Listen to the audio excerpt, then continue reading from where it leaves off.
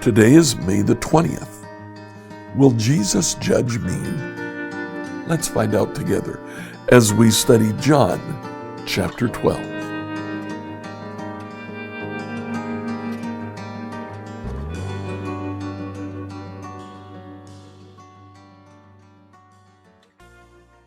As we read through the Bible in a year, I'd like you today to read John chapter 12. You can start at verse 20 and read to the end of that chapter. Now, several times we've talked about the difference between what are called the synoptic gospels, Matthew, Mark, and Luke. Synoptic because they share a common approach and a common vision of Jesus' life and ministry. They're very different from the book of John. When we come to the Passion narrative, we'll notice, for example, that the book of John doesn't record a temptation in the Garden of Gethsemane. Matthew, Mark, and Luke do. John also records something else that happens during the Passion Week that the other synoptics don't.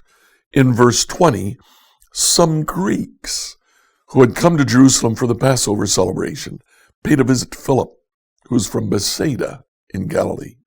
They said, "Sir, we want to meet Jesus." They come to Jesus and they tell Jesus.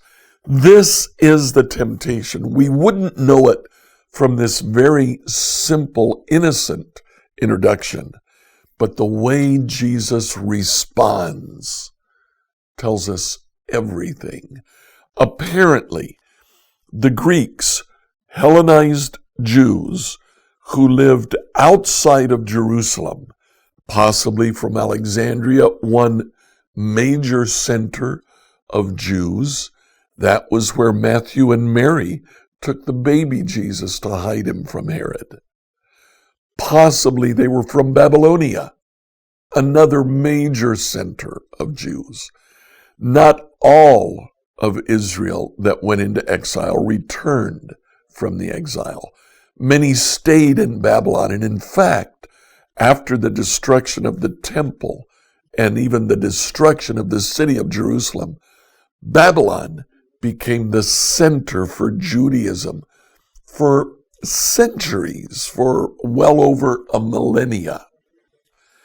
Well, the Greeks came to Jesus, and apparently what they were offering Jesus was a way out. Maybe they had seen how some of the religious leaders in Jerusalem were treating Jesus. Maybe they read the handwriting on the wall and believed that Jesus was about to be killed. They were giving him a chance to get away. Come back with us to Alexandria. Come with us to Babylon. Teach us there. We're much more open to new ideas. Listen to Jesus' response.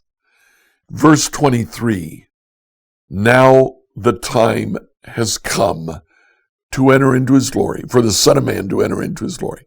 I tell you the truth, unless a kernel of wheat is planted in the soil and dies, it remains alone.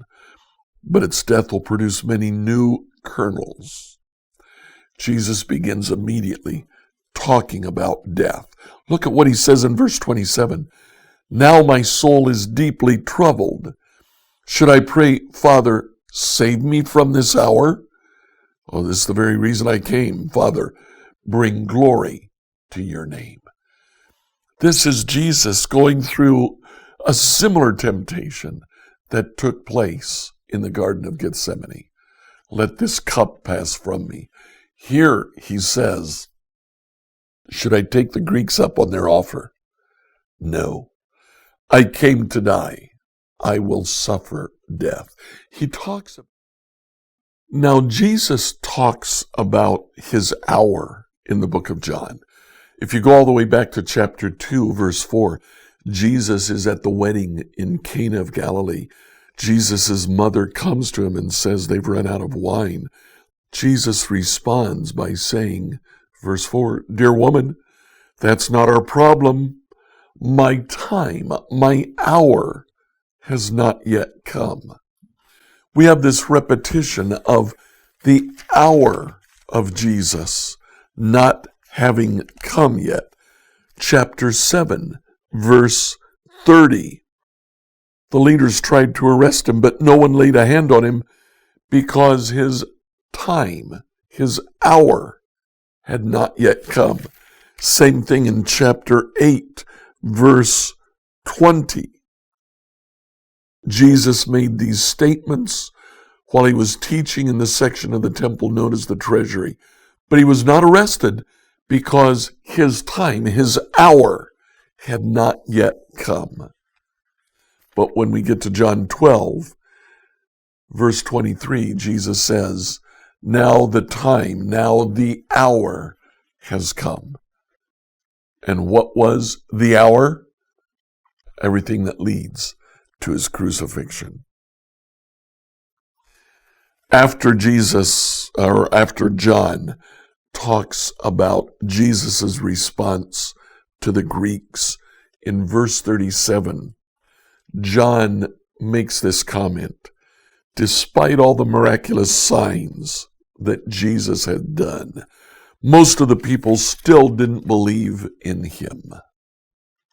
Now, John, in chapter 20, verse 30, says, the disciples saw Jesus do many other miraculous signs in addition to the ones recorded in this book.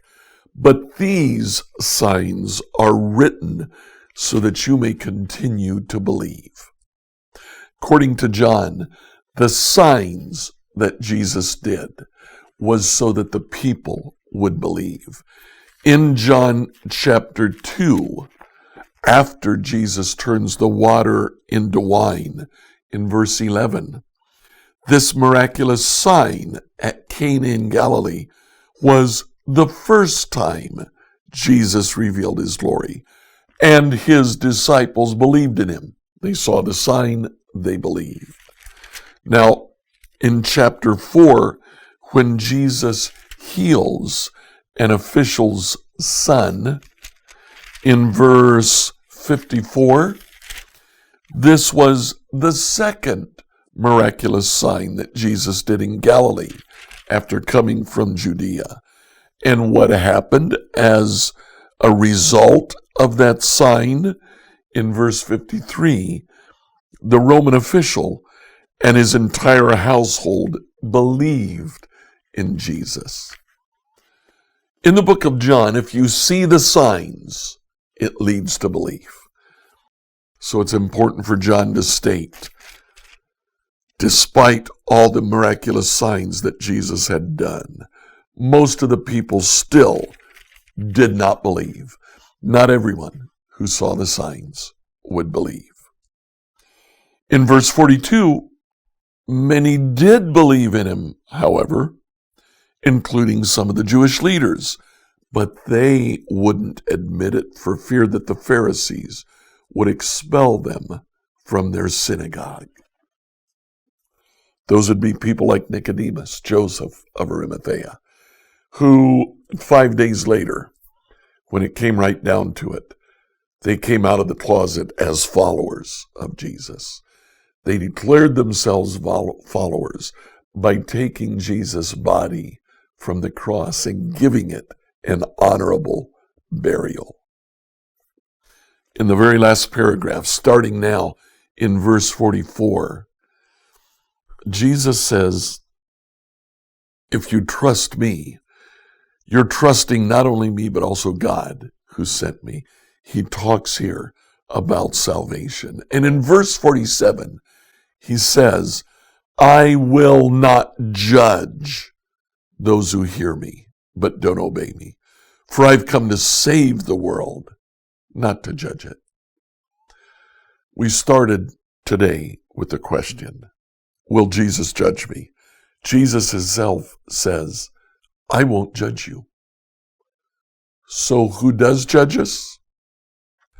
Verse 48, all who reject me and my message will be judged on the day of judgment by the truth that I have spoken.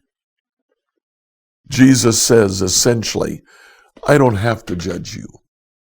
You are condemning yourselves by rejecting the truth that I've given you.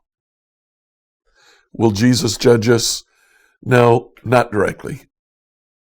But the truth that he spoke will judge us. Let's make sure that we don't fall under his judgment. Let's hear his truth, accept his truth, and obey his truth. Please like, follow, and subscribe to this devotional on whatever platform you use to listen to it.